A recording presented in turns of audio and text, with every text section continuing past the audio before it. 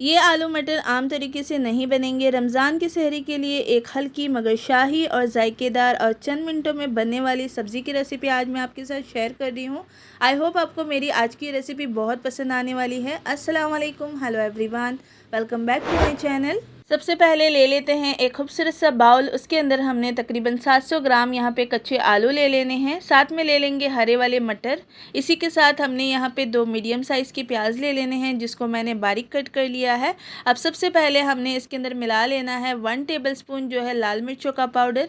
हस्बे ज़रूरत यहाँ पे नमक शामिल करेंगे और हमने यहाँ पे चुटकी भर हल्दी भी ले लेनी है। साथ में ले लेंगे 1 टेबलस्पून कूटा हुआ धनिया पाउडर। हाफ़ टेबल स्पून के करीब हमने यहाँ पे ज़ीरा पाउडर ले लिया है। अब हमने इसमें मिला लेना है 1 टेबलस्पून अदरक और लहसुन का पेस्ट। इसी के साथ हमने यहाँ पे 1 बड़ा कप जो है दही का ऐड कर लेना है। दही को आपने यहाँ पे फेंट करके इस्तेमाल कर लेना है। अब इसको अच्छी तरीके से हमने मिक्स कर लेना है। मिक्स करने के बाद हमने इसको तकरीबन 30 मिनट तक इसी तरीके से मैरिनेट होने के लिए छोड़ देंगे। इससे पहले आपने आलू मटर की कई सारी सब्जियां बनाई होंगी, खाई होंगी, लेकिन इस तरीके से मैरिनेट की हुई आपने सब्ज़ी शायद ही कभी कहीं खाई होगी या फिर बनाई होगी। एक बार मेरे बताए गए मेथड से आपने इस रेसिपी को ज़रूर ट्राई करना है और मुझे इसका फ़ीडबैक लाजमी देना है। तो यहाँ पे हमने सारे मसालों को अच्छी तरीके से मिक्स कर लेना है ताकि मसाले अच्छी तरीके से मिक्स हो जाए। अब हमने इसको मैरिनेशन के लिए छोड़ देना है।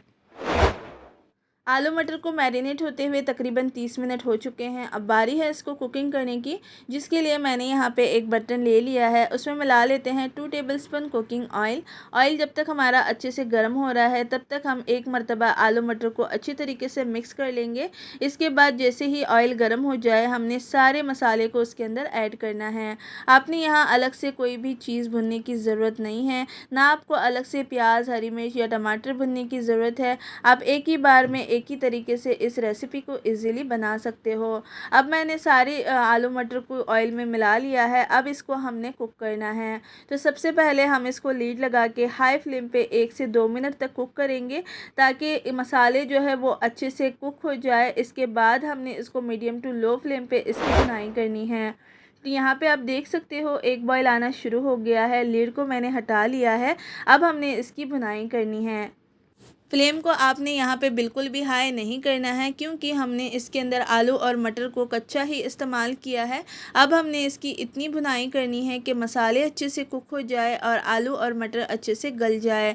यहाँ पे आप इसका लुक चेक कर सकते हो, बहुत ही कमाल की और प्यारी कलर इस पर आई हुई है।